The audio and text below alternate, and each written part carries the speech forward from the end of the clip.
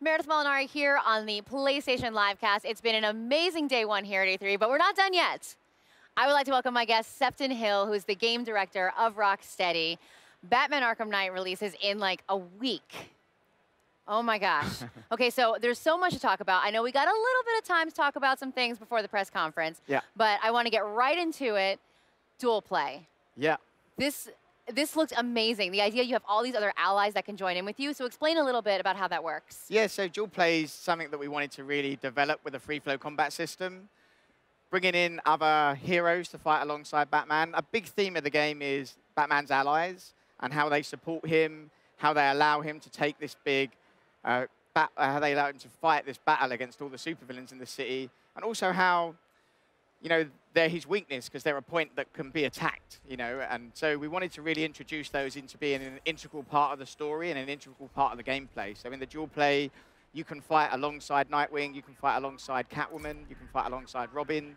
You can also do a little bit of Predator stuff with them as well, so it's even mixed into a bit of puzzle solving. So it's now, how is the transition between each of the characters? It's just seamless transition. You can yeah, it's one button press, and you can seamlessly switch between the two at any time. The AI carries on fighting with the other character, and then you can use special moves between the two characters as you switch as well and build up your combo. Oh, nice. So like if you know that there's a certain move that Catwoman does that is going to be useful in this particular scene to beat this particular bad guy, you can just switch right over to her and then switch right back to Batman. Yeah, straight L1 press and camera straight over. Game goes into slow-mo and sort of spins around and you move between the two. Yeah, so it's as seamless as that. That's so great. Okay, now we're looking at an actual demo here right now. Yeah, this is Ian playing live. He's bring up the most wanted wheel here. That's basically the way you select your different missions in the city. And the city's full of great content for the player to play and choose from. And the idea behind the game is that all the supervillains, following the death of Joker, he was kind of the chaotic figure which stopped these people working together. And so all the supervillains now have realized, well, without Joker here, we can work together. We can team up to destroy Batman, destroy the hope that Batman stands for in Gotham. So what you're seeing here is Firefly. Firefly is going around and he's actually destroying all the fire stations. I just like to point out, this has never been shown before. This has never been shown before, first time ever. So you can see Firefly burning through the streets. It's actually quite a tough challenge, so we've given Ian, my lead designer, he's playing through here, taking on this tough challenge of hunting down Firefly through the streets with his jetpack, dropping off these napalm bombs, and basically using the power slide to charge up the boost so he can get up close enough behind Firefly and take him down. As I say, all the different supervillains are attacking Gotham in different ways. It's a coordinated attack on Gotham, so it's a really hard challenge for the player. It's a really hard challenge for Batman. That's why it's unlike any of the other games we've made, because it's everyone teamed up. And that's why it's such a focus. And everyone has, you know, something different they're going to bring to the table. And when we were looking at last night in the press conference, you know, there was a lot of speculation about some of the things we were seeing. You know, I know we saw online in the Dev Diaries that Riddler has robots. And then I swear I thought I saw something like zombies maybe in there. Yeah, so what we showed in the press conference last night was actually the opening 4 minutes of the game. Wow. It's right at the start of the game, and it's setting up the story of the game. So you have... we show clearly that Joker's dead, because a lot of people didn't believe he's dead. So just to confirm, Joker gets cremated right at the start. Joker is dead. And then we move on to Gordon doing this introduction, sort of setting up the fact that Gotham's about to be attacked. And you play the role of a policeman inside the diner where there is a chemical weapons attack, effectively, where he's been influenced by Scarecrow's toxin. So that's what you saw at the start there. And really gives you an idea firsthand of how dangerous Scarecrow's toxin is. Yeah. Now, there's another thing that I've been really obsessed with this game is the Arkham Knight himself. You know, just coming from all the other Arkham games and also just the world of Batman, this is a brand new character. Yeah. There's no history, there's no backstory. I mean, what type of design challenges and just narrative challenges do you face by inserting a brand new character in a world that's so highly developed?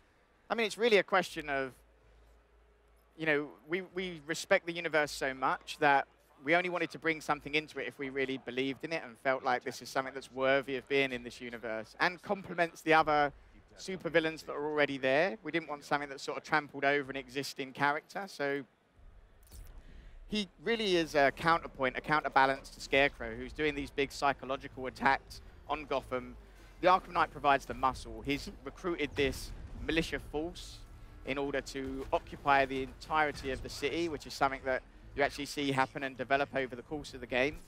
And he was a character that kind of fulfills that unique role. And we're incredible privilege to be able to design something new for the Batman universe, you know, something that was, and we took that really seriously. You know, something that I hope we've shown is that our level of respect for authenticity and how much we love this universe and character. So we weren't going to put someone in unless we felt like they're great, you know, and they really add a lot to the game and story. And it also adds a lot to the actual gameplay itself because it allows, you know, the Batman to now he has to react to that. He has this army, not only supervillains, he has this army he has to battle, he has tanks he has to battle, and so we get to see the Batmobile for the first time in battle mode. Yeah, absolutely. I mean, the Batmobile is uniquely designed for this game. It has a pursuit mode, burning through the streets, which is what you saw when Batman was hunting down Firefly. Yeah.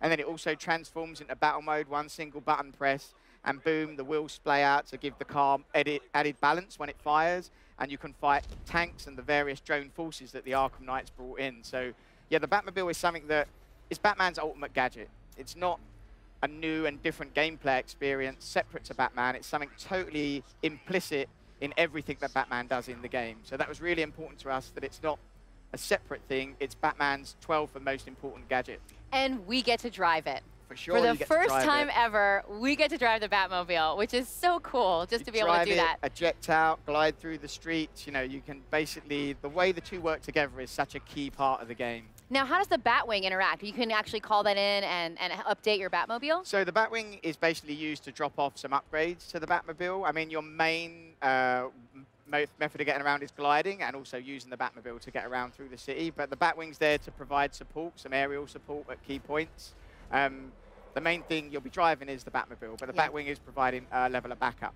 What was your thought process going into redesigning the Batsuit, the Batmobile? Because they look completely different this time around. Yeah, the big thing really was that we knew when we wanted to redesign the Batmobile, we also wanted the suit that looked like it was designed with exactly the same design functional sensibilities. So you'll notice all of the motifs in the suit match things in the Batmobile as well itself. So that was the key thing, really, was having something that's kind of extended to how I talk about the Batmobile being an integral part of the gameplay. It's almost an integral part of the suit as well. It's all one key design theme. So I'll just tell you very quickly about this, because this is really cool and actually something I don't think we've ever shown before as well. We're in GCPD now. As you take out the various militia forces in the game, this is right at the start of the game, and you can see the lockup is completely empty. As you play through the game, this gets more and more full with all the militia that you lock up through the game. Any supervillains you capture, you bring back here as well. So this is maximum security. We've got Aaron Cash there, who's kind of a lucky charm for us, who's always been in our games. And the maximum security cell behind him, which houses all of the supervillains, if you're good enough to capture all of those. And we also have an evidence room as well, which basically, in the evidence room, all of the things that all of the various things that you've taken off the supervillains in the previous 3 games, in Asylum, in City, in Origins, are all in this evidence room. So you can go into the back of the evidence room and see all of the different elements there. And then the front half of the evidence room, you're going to fill up as you play through this game, as you hunt down everyone else as well. So it's really a big game. It's a massive game. It's as big as Asylum and City put together. The story is huge. It's taken us 3.5 years to make, so it's something we're very excited about. That's awesome. Well, I want to thank you, Sefton Hill, so much for joining us. Batman Arkham Knight comes out in just less than a week. It's June 23rd. Yeah, so, a week away. and if you're a PS4 owner, there's some really cool exclusives. You can find out all about that on the PlayStation.Blog. Thank you so much for joining us. Cool. Thanks very much. PlayStation